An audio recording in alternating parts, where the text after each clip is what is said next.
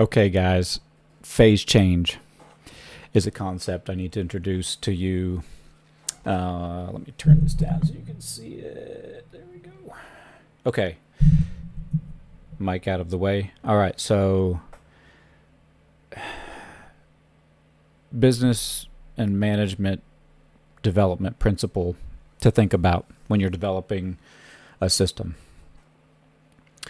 is going to be built on this concept of the nature of phase change in materials. So I'm going to use water since it's easy to understand, and it's contingent on the fact that 1 calorie of, and I'm going to get the exact facts wrong. I'm not trying to be scientific about this, but the general idea is there.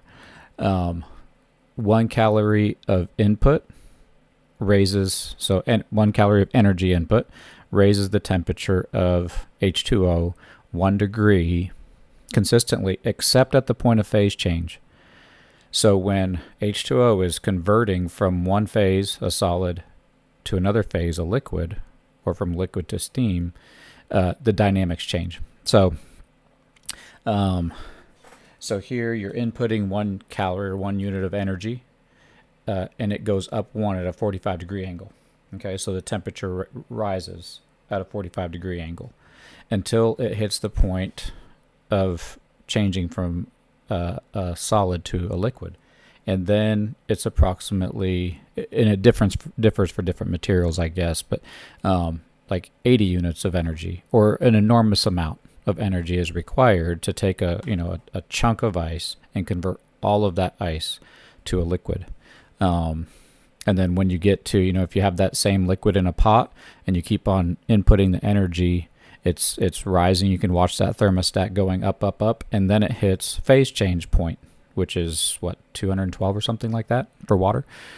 All of a sudden, you look at the pot, the whole thing doesn't, with one more unit of energy, flash into steam. It takes time for all of that energy. The whole pot has been going up, up, up, up, up, up, up, and then it stops, and it converts to steam, and it takes 80 units of energy. So this principle, I'll give you one kind of business development idea, is trying to understand where are you at in a process. If you are working to here and don't realize you're about to hit some kind of an obstacle that's going to consume the energy you put in before you get up to the next temperature. Right here. Yeah, sorry. Yeah, I was at the wrong spot. So here you are, input energy, and you're seeing productivity, you're seeing development take place and work take place. And then right here, you're going to put in another unit of energy and nothing's going to seem to happen. And you're going to put in another unit of energy and nothing's going to seem to happen. And another unit and 80 units. And you're like, and if you give up right here without realizing you're right at the point where things are about to shift, it's really easy to give up right there. So understanding where am I at in a process, and when is a lot of energy going to need to be put into the system in order to get that needle moving again. So I'll give you an example. Years ago when I was a kid, who knows why I read what I read, but I think I was like 14 or 15, and I read this biography of a Nucor steel plant construction. That's what was interesting to me. So it was, and I'll have to go and I need to find that book again, because I'm wondering if it's actually the Nucor steel plant that's close to me in Decatur. So I'd read about Nucor, and then I think it was in maybe Good to Great, the book Good to Great. It was talking about Nucor steel. So I was, of course, interested because I really thoroughly enjoyed reading that book about the construction of the plant. And they talked about the difference in Nucor steel and other more typically managed steel manufacturing plants. And so typically, you think of Pennsylvania steel, it's in these factory towns. Nucor took a different tack. They did two things. It was very interesting. And I'll bring it back to what I'm talking about here. They did not put their factories in typical industrial cities. They put them in farming communities. which was genius. So I grew up on a farm. And so let's contrast, and this is not to be derogatory of anybody, but what was found in the steel industry was, in order to get, the people that grew up in the city and in factory towns, they had to give a lot of incentives to get them to work, and there were unions involved, and they had to, pay raises and just to get them to work hard. That's an over-exaggeration, but and certainly not true of everybody. But generally, it was found to be true. So there was just a certain expectation of you put a certain amount of work in, and that was your day. By putting the factories in farming communities, and I know, as soon as I saw this, I'm like, oh, I know exactly what they're talking about. Do you know who motivated those boys and those teenagers and young adult men? Do you know who taught them to work really, really, really hard and get up and get after it? Is their dads. That's who taught them. So by putting the factories in farming communities and then employing the people that they found there, they were employing the kind of people whose parents had taught them that you get up early, you put in a really hard day, and you go to bed, satisfied with your day's work. So their daddies taught them to work. And so when they got to the factory, they assumed we're going to be working really hard. And then they did one other thing. And again, I don't know. I grew up in a farming community, so this really resonated with me. They put up a night shift and a day shift productivity throughput, how many lots that they had of steel that they had processed. And it's probably universal to humans, but certainly it is in a farming community, there's a lot of inherent competition that's coming from way down deep in the psyche when you're around, who can put up the most bales of hay in the barn in a given hour, and that's just, my brother and I used to compete all the time, who can chop the wood the fastest, who can put the bales of hay up. And so they tapped into that, and all they did was they just put up how many lots of steel the night crew had processed, say 15. And then here comes these farm boys coming in, and they see 15 and they think, oh, we'll definitely beat that. And so they all hustle together, and they're all hard workers. Okay, the reason I point that out as an example of what I'm talking about here is that Nucor Steel, the farm boys' daddies had got them to here. Whereas what they were finding in kind of union industrial towns was they were getting employees that were here, and they had to motivate them to get the needle to move.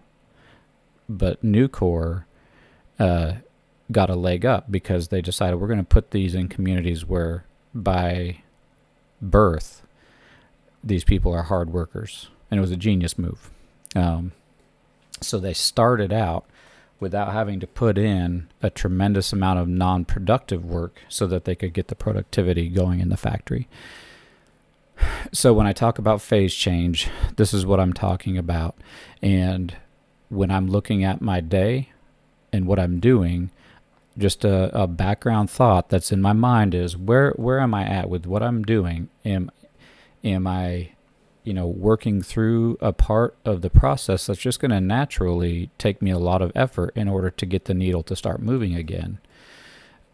So that kind of sets the stage for how I emotionally process what's going on. So I don't get frustrated if I realize, no, this is, so I'm a painter, so prepping a house to paint takes a lot of work. And I tell the customers, I explain this to them, look, I'm going to be putting in a lot of work, and you're going to come home at the end of the day, and it's going to look like nothing got done because all I was doing was filling holes and caulking. And that's the kind of, so I don't use phase change with customers, but I use the same idea to say, and then you're going to start to see the needle move, and I'm going to get paint on the walls. And then it's going to slow down again. When I hit the phase where I'm putting second coats on, you're not going to see a lot of different, but I'm going to put that second coat on for durability and so that there's consistency in the texture, but you're not going to see a lot of change. And then I'm going to get all of my tools out, and you're going to get your house back and move your furniture in. But there's going to be these parts of the job where it's kind of a phase change process.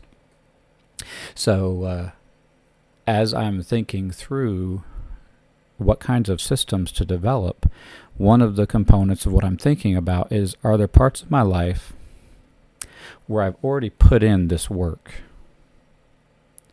so I can start up with a leg off? So for example, this comes from my dad and my grandpa and my great uncle, and just the way I was raised on the farm. And my dad was a master craftsman with a real eye for detail, and he just cultivated that in me. So I've decided that that's one of the reasons I'm painting, is because I don't have to try and generate the energy to want to do quality work. My dad did that when I was a kid, and that has consistently been with me all growing up. So I realized, I know how to paint and I can learn to become better, but I'm not going to have to try and generate the energy to want to do a good job. Like, I'm driven to do a really good job. When I see something wrong in the texture, I want to fix it. I don't feel like, oh shoot, I got to fix that. No, I'm like, oh, there's something for me to fix to make this a better texture, so it's creamy, creamy texture on the paint on the walls, and this a real fine, smooth finish, creamy finish on the trim. So I've, because of how my dad raised me, for that eye for quality, specifically for paint, for whatever reason, he loved good quality paint too. I don't have to try and generate that. And when I'm looking for employees, I'll be looking for the kinds of employees. They don't have to be perfect, and they don't even have to know how to paint. But I'll be looking for people with an eye for detail, so that I'm not having to try and generate that by, incentives or whatever. I want to use my incentives to make rapid progress, not to start the process, for example. So there's a couple of examples. So second video, the one before, was about margin in a system. Now I'm talking about phase change. I'm not going to get into it, but when you think about this and you overlap the idea of margin in the system, when those two ideas combine and bump into each other, there's a ton of really fruitful thought right at that juncture. When you think about where is your margin in the system and where are you placing it relative to when you're going to have to introduce a lot of effort in order to move the needle a little bit. So I won't get into that now, but that's another idea to add into the vocabulary.